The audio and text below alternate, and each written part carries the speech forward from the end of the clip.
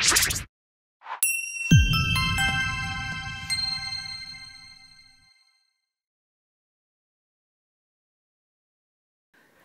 bahasa Indonesia, salam Kuiper. Hai Kuiperian, tentunya nama saya Ardian ya, tutor bahasa Indonesia yang jelas untuk Kuiperian. Nah, di video ini kita akan membahas Kuiperian tentang latihan soal ujian nasional ya, yang saya persembahkan ini itu adalah berdasarkan hasil penelitian dari Kuiper, soal-soal yang sering muncul.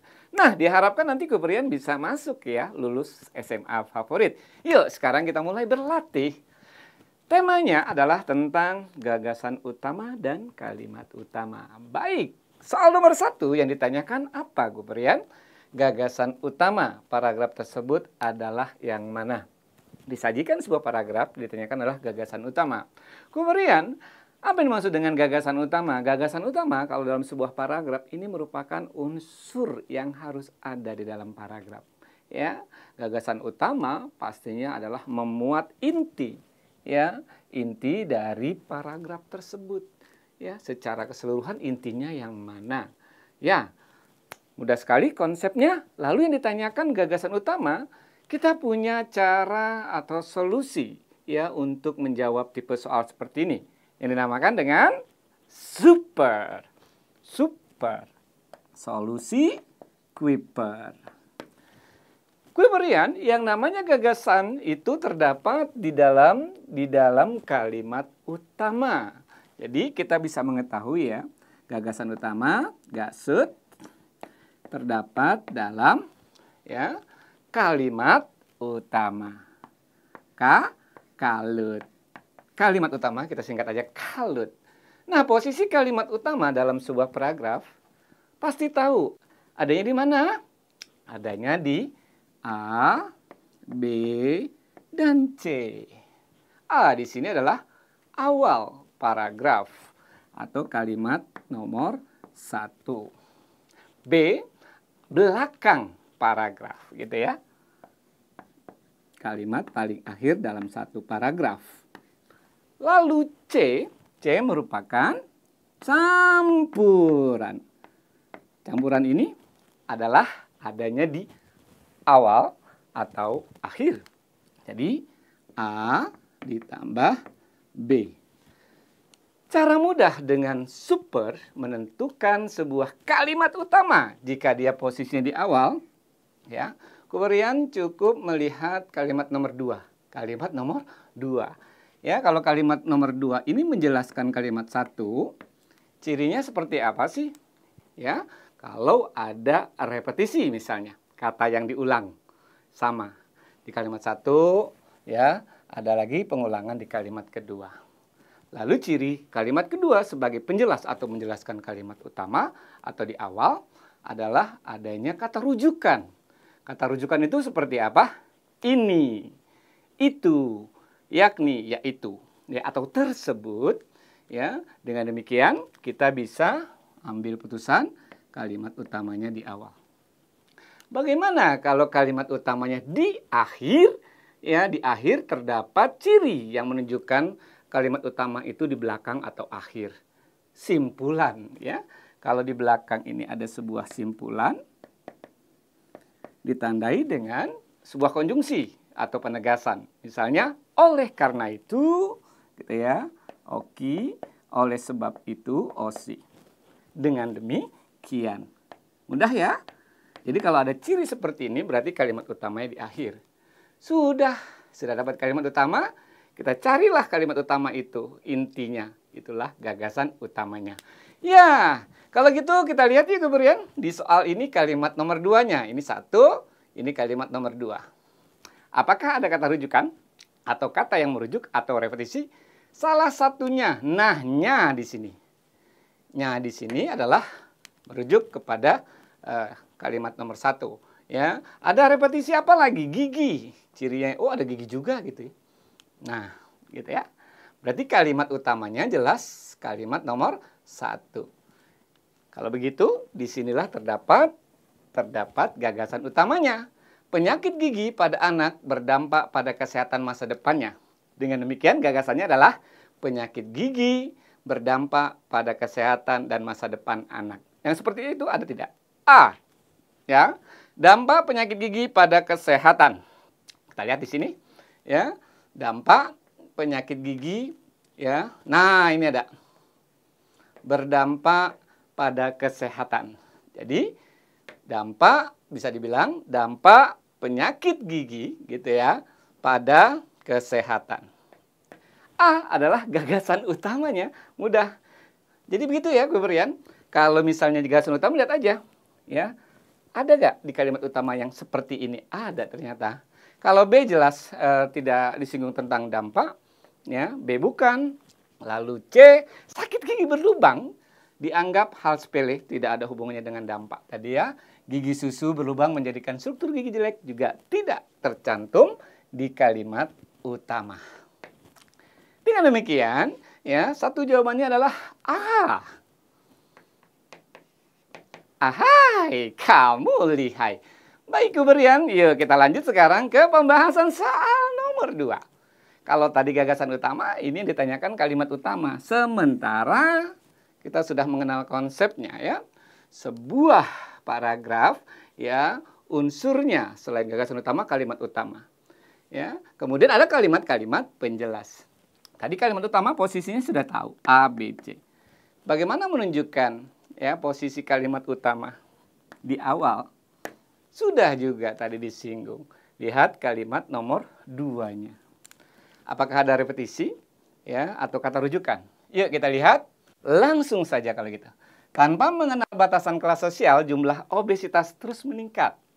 Ini ada repetisi atau pengulangan kata obesitas. Obesitas.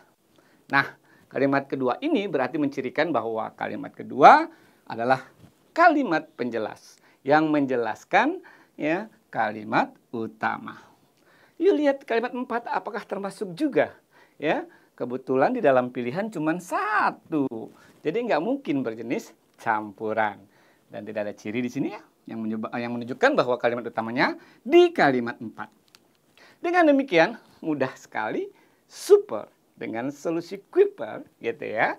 Maka jawabannya kalimat nomor 1 atau A. 2 AA. Lagi-lagi gue berian ahai, lihai. Gue berian kita langsung ke pembahasan soal selanjutnya. Soal nomor 3. Nah, di soal nomor 3 ini, ya, yang ditanyakan adalah kalimat yang tidak padu. Ya, kalimat yang tidak padu pada teks tersebut adalah kemudian kalimat yang tidak padu itu sebenarnya apa sih? Sebuah kalimat yang tidak mendukung gagasan utama. Jadi sebenarnya adalah kalimat penjelas, gitu ya. Satu saja kalimat utama. Posisinya sudah kita ketahui. Kalimat utama itu ada di awal atau di belakang. Nah, kita cek dulu kalimat utamanya karena mengandung gagasan utama. Baik, dengan super solusi Kuiper kita sudah mengetahui jika ada ciri-ciri di kalimat kedua yang seperti apa. Ada sebuah repetisi atau kata yang diulang sebagian atau seluruhnya sama dengan yang terdapat di kalimat 1, berarti kalimat kedua merupakan kalimat penjelas. Ya, dengan demikian kalimat utamanya di awal. Jika ada apa lagi? Jika ada kata rujukan, berian ada kata ini, itu, yakni, tersebut, gitu ya. Berarti kalimat utamanya di awal. Cirinya yang lain apabila ada kata ganti orang. Misalnya iya, mereka, atau kritikannya yang merujuk ke kalimat 1, berarti kalimat utamanya di awal. Yuk kita cek kalimat keduanya. Nah, di sini ada repetisi atau pengulangan kata lingkungan. Di kalimat 1 terdapat lingkungan. Dengan demikian, kalimat utamanya di awal. Gagasannya apa, gue berian? Lingkungan adalah segala sesuatu yang ada di sekitar manusia. Ini adalah sebuah definisi dari lingkungan. Ya, bicara lingkungan. Kita lihat, ya. Kalimat kedua dibahas tentang lingkungan bermacam-macam. Jadi jenis-jenis lingkungan masih padu. Lalu yang ketiga, lingkungan tersebut mengacu. Di sini ada kata tersebut, artinya yang di rumah maupun di lingkungan sekolah, ya, harus dirawat dan dijaga kebersihannya. 3. Masih padu. Lalu kita lihat kalimat 4. Jika tidak dirawat, nah di sini ada kata repetisi lagi yang mengacu. Kalau tidak dirawat bagaimana? Ya, dan dijaga lingkungan, pastilah akan kotor sehingga menjadi sumber berbagai penyakit. 4. Masih padu. Ya, tinggal terakhir Kuperian. Ya, baik, kita cek yang kalimat nomor 5. Setiap hari Minggu diadakan kerja bakti, tidak disinggung. Ya, kerja bakti apa? Tidak jelas. Nah, di sini gagasannya tentang kerja bakti yang diadakan hari Minggu. Tidak mendukung definisi dari lingkungan tadi. Jelas kalimat nomor 5, ya, tidak padu alias telolet, bukan telolet alias tulalit, tidak nyambung. Dengan demikian kita lihat kalimat 5 di pilihan yang D. 3. Dahsyat, kamu hebat. Yuk, sekarang kita lanjutkan ke pembahasan soal nomor 4. Baik, di sini yang ditanyakan gagasan pokok. Paragraf tersebut adalah yang mana? Ya, gagasan pokok itu sama saja ya dengan gagasan utama atau ide pokok, ya, pokok pikiran sama saja. Ya, berarti sebuah gagasan pokok dapat diketahui di dalam kalimat pokok atau kalimat utama. Supernya tentu masih ingat. Ya. Kalau kalimat utama posisinya ada di A, B, C. A, B, C. A di sini awal, ya. Di awal paragraf, B di belakang atau akhir, C campuran. A tambah B.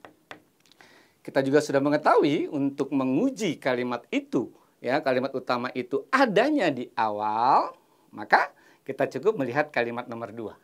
Yuk, kita lihat kalimat nomor 2-nya, Kuperian. Apakah ada repetisi atau kata rujukan yang merujuk kepada kalimat nomor 1?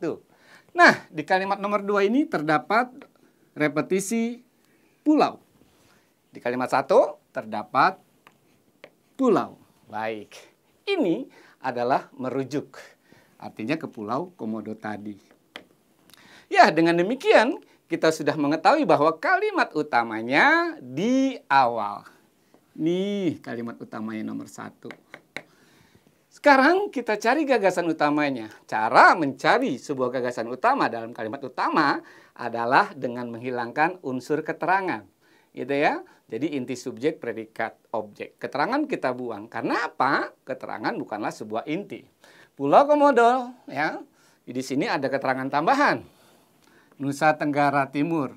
Ini kita buang, coret ya. Menjadi perhatian dunia. Karena, kalau karena adalah keterangan, berarti kita buang saja.